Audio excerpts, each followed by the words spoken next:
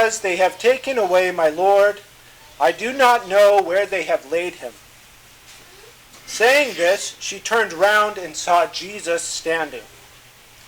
And she did not know it was Jesus. Jesus said to her, "Woman, why are you weeping? Whom do you seek?" Supposing him to be the gardener, she said to him, "Sir, if you have carried him away, tell me where you have laid him, and I will take him away."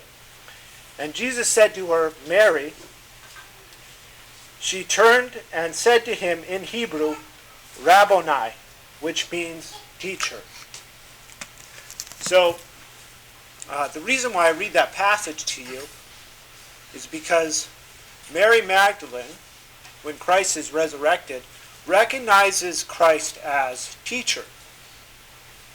And that shows you the privilege that the teacher has, because all of us stand as students to Christ.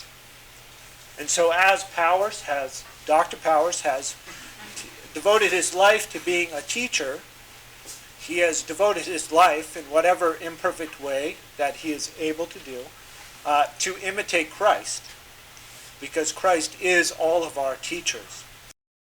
Does everybody know why Dr. Powers likes a bow tie? Can I see a hand? Does anyone know why he likes a bow tie? A few years ago, Dr. Powers and I had a few glasses of wine. After dinner, a few glasses of wine after dinner, in vino veritas. Dr. Powers shared with me why he likes the bow tie. Before I go any further, is there really no one in the room who knows? Okay. Dr. Powers confided to me, and this is a night for sharing secrets. He shared with me that a man's chest is his most attractive portion. And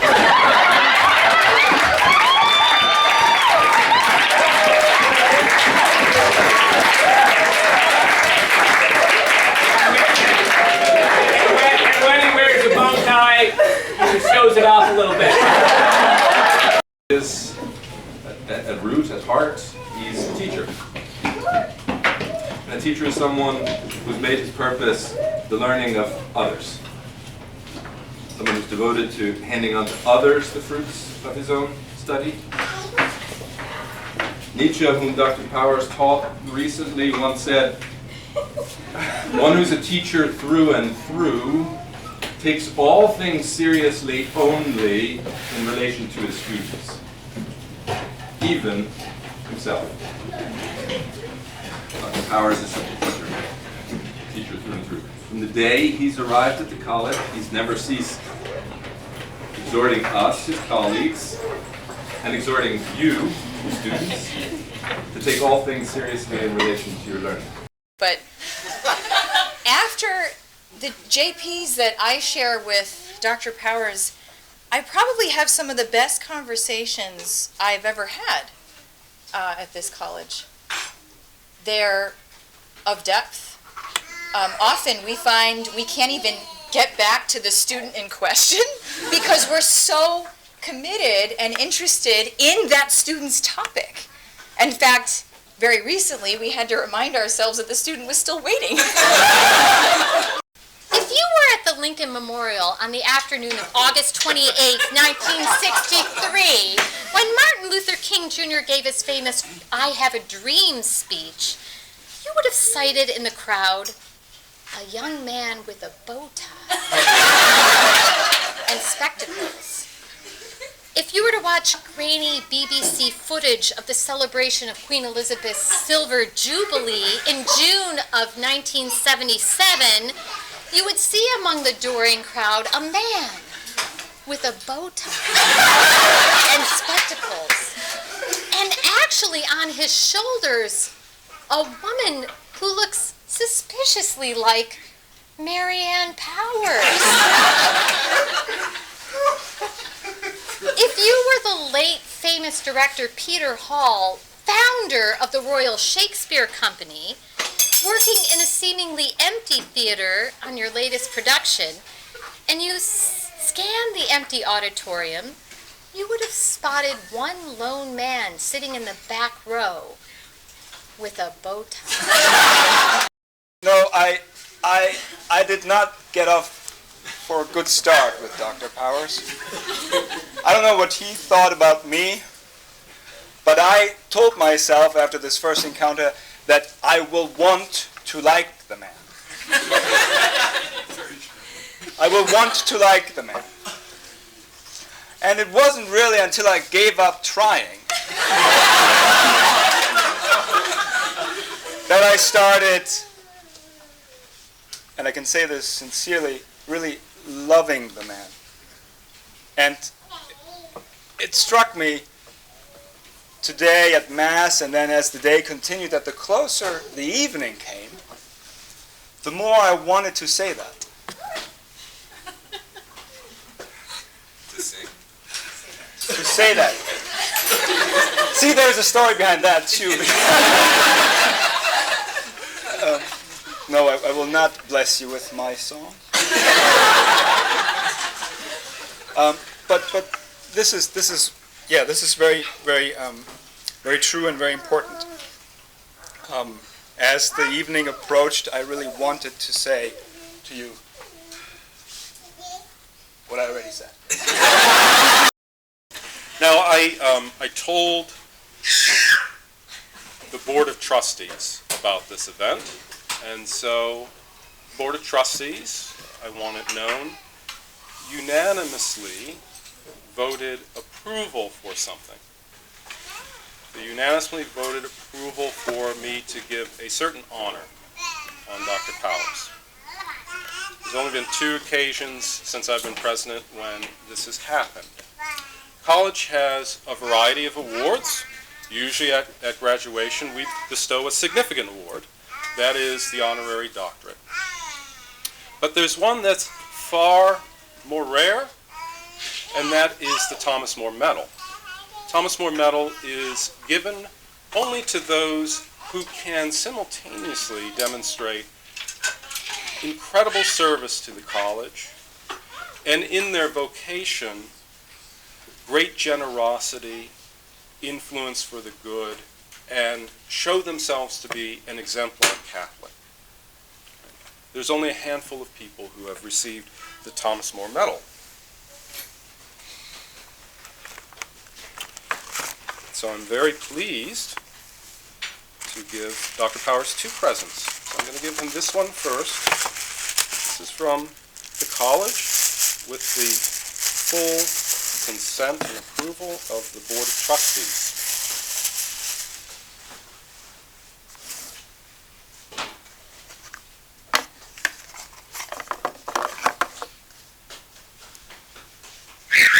So it's a very beautiful medal with an image of Thomas More,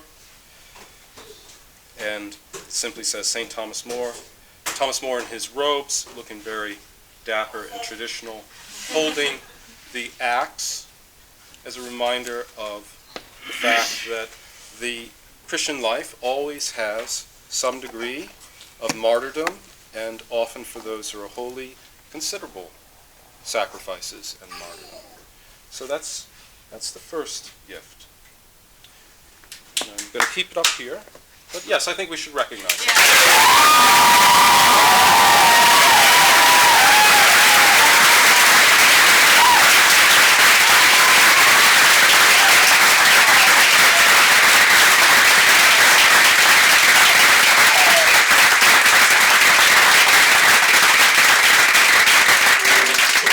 Frankly, I think you'll appreciate the second gift more, because the other attribute of Saint Joseph that is so obvious we often forget about it is Saint Joseph was absolutely devoted to Our Lady. And those of you who've gotten to know Dr. Powers, if you listen to him, if you listen to his prayers, you talk to him, you know that he too is absolutely devoted to Our Lady. And so, Patrick, this is a little gift arranged for by Mr. Jackson, painted by Anna Galton, small icon of Our Lady. Very beautiful. For you to remember the highest things, and for you to remember the day, and for the great blessing that you are to this college. And so I hope that we're here for your 100th anniversary, Patrick. Ad multos annos. Ad multos annos.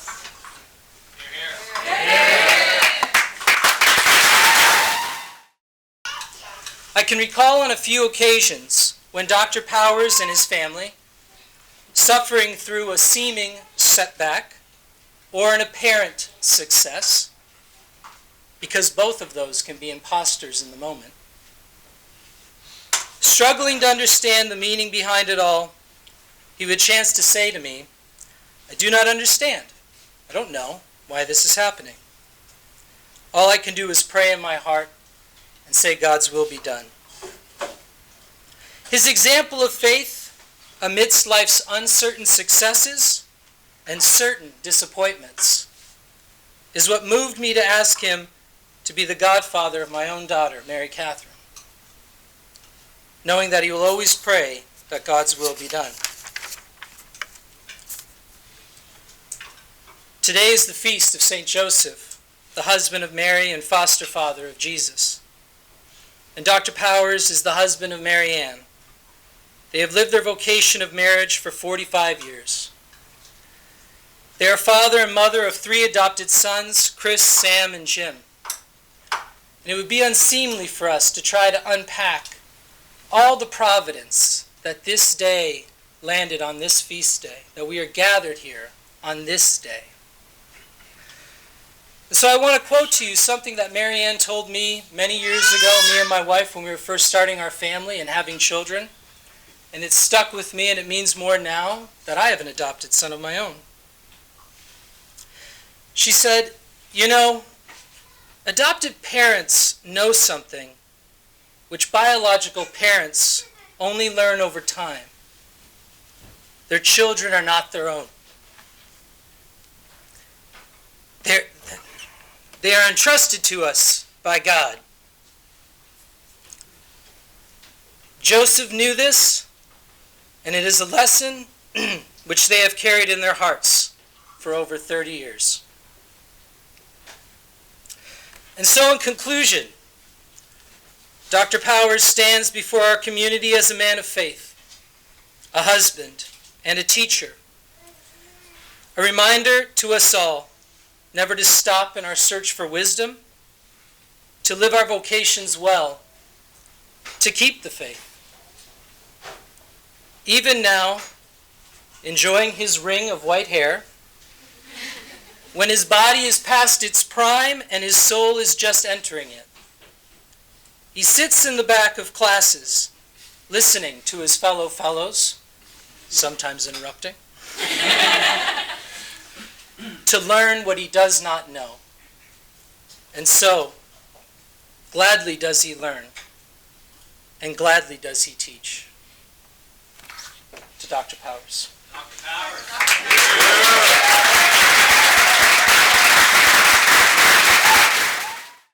And so, I mean, in a way, concluding, there are 2 things. And the first I'd like to do is pretty serious. I would like you to toast. I'd like you to stand, and I'd like you to toast my bride. I'm really going to choke up. So, Mary Ann Adamowski Powers, God bless you. You are the best thing in my life. Thank you very, very much. Cheers. You can be seated.